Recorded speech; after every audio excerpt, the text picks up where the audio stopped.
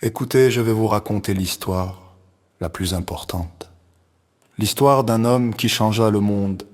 L'histoire du prophète Mohammed, paix et bénédictions sur lui. Il naquit un lundi, le 12e jour du mois de Rabi, al-Awwal, l'année de l'éléphant. La Mecque, terre aride du désert arabique. Orphelin, son père Abdullah mourut avant sa naissance.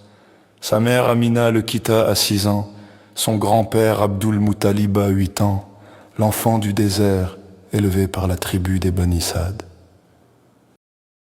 Déjà les signes la nourrice Halima le prit, et sa vie changea, ses brebis donnaient du lait en abondance, l'enfant béni. Jeune homme, on l'appelait Al-Amin, le digne de confiance.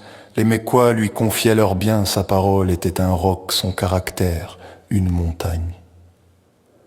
À 25 ans, il épousa Khadija, une femme de 40 ans, marchande respectable. Elle fut son refuge, son soutien, son premier amour.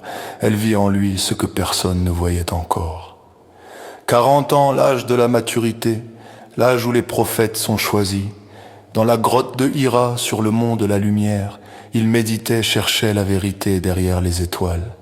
Soudain, une présence, une lumière, l'ange Gabriel Jibril. « Lise, dit l'ange. « Je ne sais pas lire, répondit l'homme. L'ange le serra jusqu'à la limite du souffle, puis lis encore, encore. Et enfin les mots sortirent, les premiers mots de la révélation. Lis au nom de ton Seigneur qui a créé l'homme d'une adhérence, lis. Ton Seigneur est le très noble qui a enseigné par la plume, a enseigné à l'homme ce qu'il ne savait pas. La révélation, le Coran commençait. Tremblant, il rentra chez lui. Couvrez-moi, couvrez-moi. Khadija l'enveloppa, l'écouta, puis dit ces mots immortels. Jamais, par Allah, il ne t'humiliera, jamais tu maintiens les liens de parenté. Tu portes le fardeau du faible, tu donnes à celui qui n'a rien, tu honores l'hôte, tu secours les gens dans les vraies calamités. Première croyante, premier pilier, puis vint l'ordre, avertisse ta famille la plus proche. Sur le mont Safa, il cria « Ô gens de Quraysh, si je vous disais qu'une armée arrive derrière cette montagne, me croiriez-vous? Oui, tu es Al-Amin, nous te croyons toujours. Alors je vous avertis d'un châtiment terrible si vous ne croyez pas en un Dieu. » Les rires, les moqueries, poètes, fous, sorciers, les persécutions commencèrent. Bilal, l'esclave noir, torturé sous le soleil brûlant avec un rocher sur la poitrine. Ahad, Ahad, un, répétait-il. La famille de Yazir, torturée sous Maya, première martyre, tuée par Abu Jahl. Et lui, le prophète, voyait tout, souffrait de tout. Un jour, en prière près de la Kaaba, Uqba ibn Abi Mu'ayt jeta les entrailles d'un chameau sur son dos. Pendant sa prosternation, ses compagnons pleuraient. Lui se releva et dit seulement « Oh, Allah, pardonne à mon peuple, car ils ne savent pas. » Puis vint l'année de la tristesse, l'année où il perdit les 2 piliers de sa vie, Khadija. Son épouse mourut, Abu Talib, son oncle protecteur mourut. Seul rejeté, il partit à Taïf, chercha refuge. Les gens de Taïf le chassèrent, le lapidèrent, le sang coula de ses pieds. Accablé sous un arbre, il leva les mains et implora « Oh Allah, à toi je me plains de ma faiblesse, de mon impuissance, du mépris des gens. Ô toi le plus miséricordieux, tu es le Seigneur des faibles, et tu es mon Seigneur, à qui me laisses-tu? À un étranger qui me fronce les sourcils, ou à un ennemi à qui tu as donné autorité sur mes affaires. Si tu n'es pas en colère contre moi, je ne me soucie de rien, mais ton pardon est plus vaste. » L'ange des montagnes vint. Si tu veux, je fais écraser Taïf entre 2 montagnes. Le prophète répondit, non, j'espère qu'Allah fera sortir de leur descendance des gens qui l'adoreront sans rien lui associer. Miséricorde, toujours miséricorde. Puis vint le voyage nocturne, l'Isra wal Miraj transporté de la mosquée sacrée à la mosquée. Al-Aqsa, puis à travers les cieux, il vit les prophètes Moïse, Jésus, Abraham, paix sur eux tous. Il reçut le commandement des 5 prières. 50 au départ. Moïse lui dit, retourne demander l'allègement. 5 fois jusqu'à 5 prières qui valent 50. Les Mecquois rirent encore. En une nuit à Jérusalem, impossible. Mais Abou Bakr dit, s'il l'a dit, c'est la vérité. On l'appela dès ce jour à Siddiq le véridique. Les gyres, les migrations, l'ordre vint de quitter la Mecque. Les assassins encerclaient sa maison.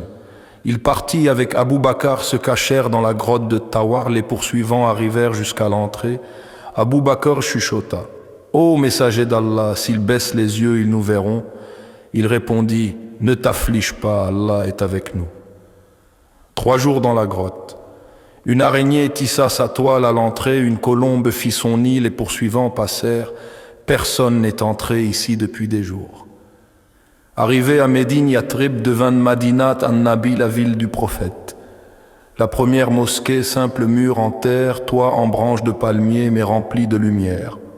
Les fraternités, les muhajiroun émigrés de la Mecque, les ansars, auxiliaires de Médine, un ansar prenait un muhajir comme frère, partageait sa maison, ses biens, sa vie. Les croyants ne sont que des frères, révèle Allah. Puis les batailles Badr 313 hommes contre 1000, la victoire miraculeuse. Je vous aide par 1000 anges. La défaite amère, 70 martyrs, son oncle Hamza tué, mutilé, lui-même blessé, une dent brisée. Comment un peuple prospérera-t-il quand il a frappé son prophète au visage? Mais patience aux gens. La tranchée Al-Kandak, 5000 ennemis contre Médine, un fossé creusé, la faim, le froid.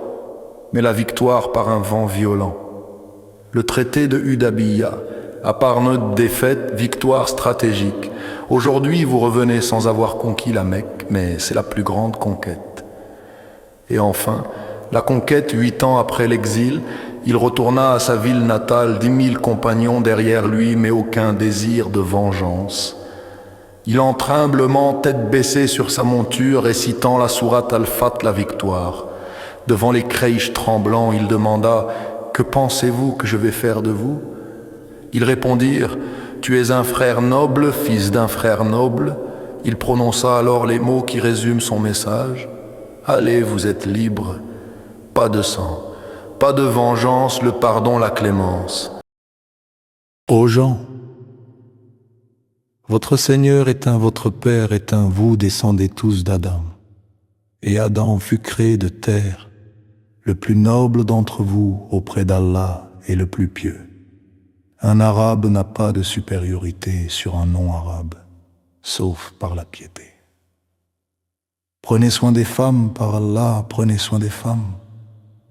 Je vous ai laissé 2 choses, si vous vous y accrochez, jamais vous ne vous égarez, le livre d'Allah et ma sunna. Puis la descente, la dernière révélation. Aujourd'hui, j'ai parachevé pour vous votre religion. La maladie, la fièvre dans la maison de Aïcha, la tête sur ses genoux. Il demanda, où serai-je demain? Où serai-je demain? On comprit. Il demandait où serait son tour de passer chez ses épouses. On le porta chez Aïcha les derniers jours. Il demanda à être aidé pour les prières, pria assis, puis, trop faible, par geste. Ses dernières paroles, la prière, préserver la prière. Puis, regardant vers le haut, au compagnon suprême,